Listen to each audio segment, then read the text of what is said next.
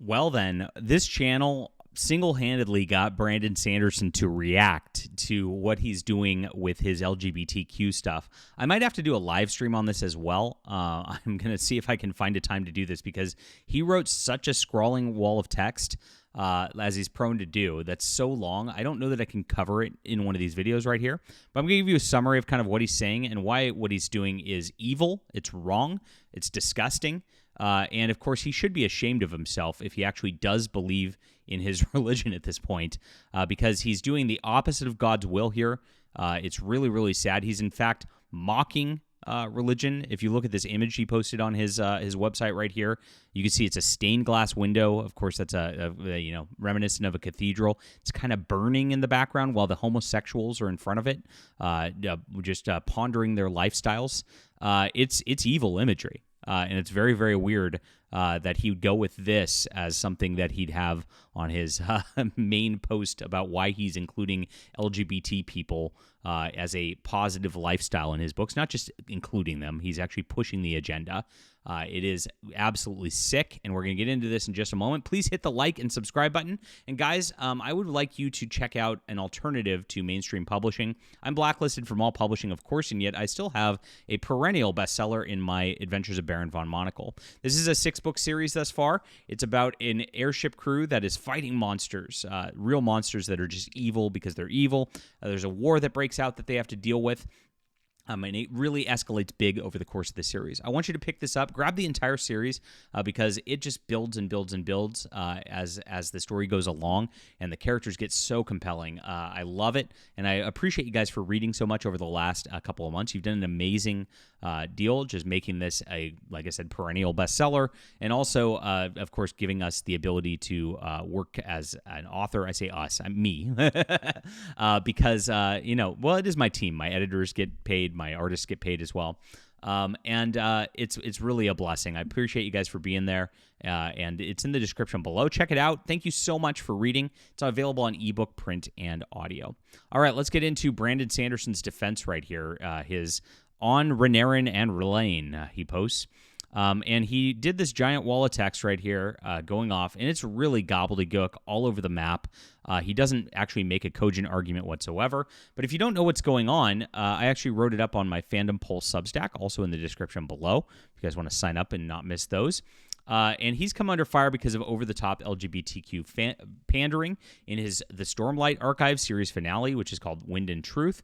And he's blog doubling down, attempting to justify promoting evil lifestyles God opposes by throwing other fantasy writers under the bus. So what's going on? As a nutshell, many fans complained about a main plotline of gay romance between two men promoted in the book as a positive lifestyle instead of the sexual sin that it is. Moreover, it's noted that the scenes are forced and out of place in a medieval fantasy setting where it feels ham-fisted and modern.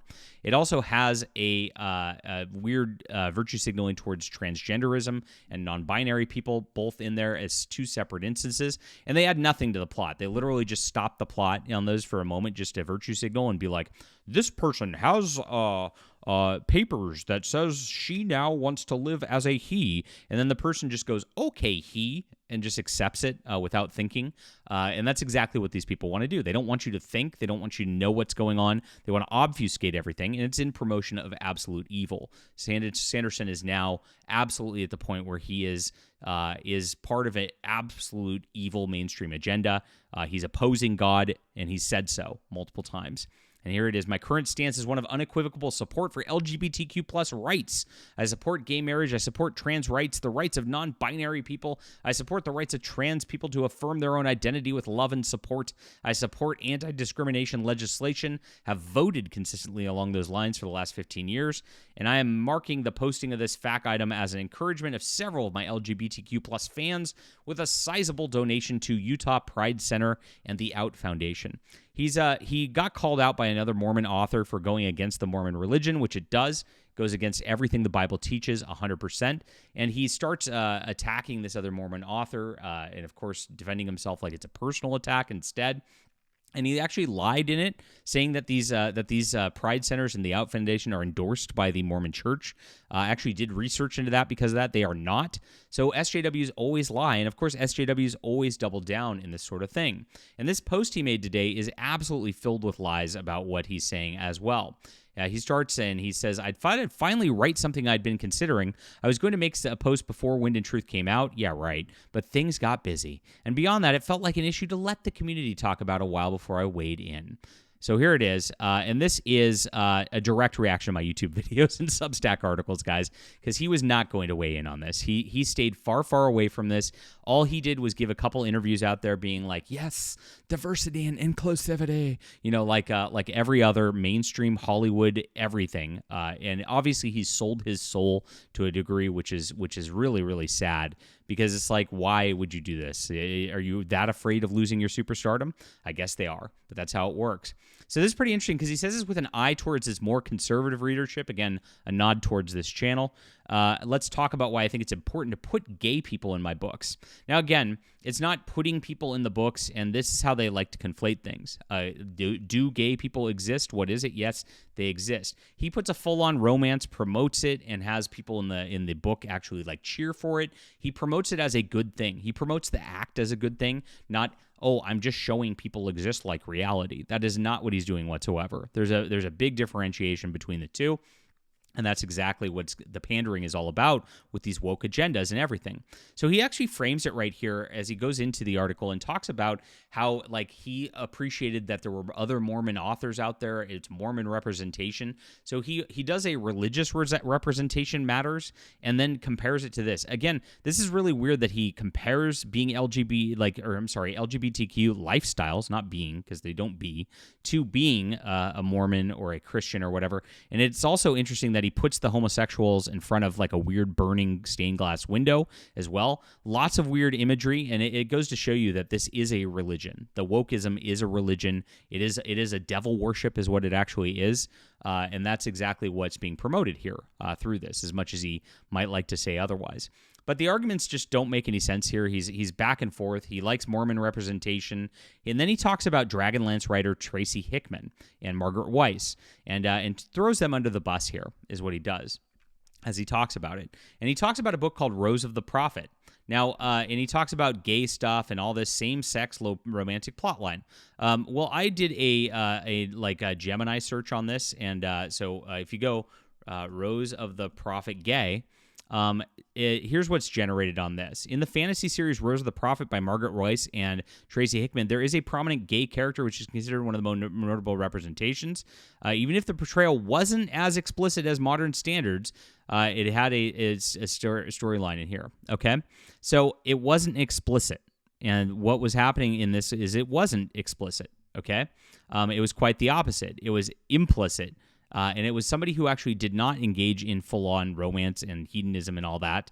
And what happens is they hint at same-sex attraction, and that's what happens in this deal. There are no explicitly stated gay characters in the actual book, is what happens. And so Brandon Sanderson kind of twisted this to his own ends to try to make it his own thing right here, and that's what he's doing with this whole situation. So here he goes. As a youth reading this, I was confused. Wasn't the gay character representation them versus us of the world? Why was he written with such positivity? Well, these people, are not religious scholars, and they pretend to be. And of course, they're trying to confound things, and they're actually trying to subvert the church and subvert Christianity in this for their worldly desires. That's what it goes on. He goes off on a weird thing about Sherlock Holmes in here. And again, it just doesn't make any sense. Doesn't have anything to do with anything. So when he goes further on this, and he talks about things. He talks about things in a matter of him again, and says, "I don't think it was the goal that Tracy and Margaret had. It's my impression they didn't express what it is to be gay. They had the character they wanted to write. They were going to write him, and they were going to do it well. And that might have been the case. I've not read that book. You can tell me about War of the Rose if you Rose of the Prophet if you do know more about that. Let me know about it. But clearly, that's something different than what he's doing here, because he did not approach it as a character thing in the book. I've read the passages. It's very much ham-fisted. It's very much out of place and inserted and modern into there. It was definitely something that a sensitivity reader said, you need more trans in this, and then he threw it in there, is what he did in this sort of situation. So he goes into lies about character development and things like that are not the case here.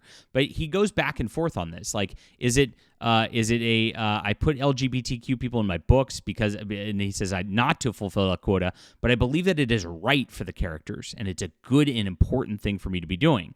So he thinks it's good and important to push evil, which is not something that he should be doing as a, quote, professed Christian on this level.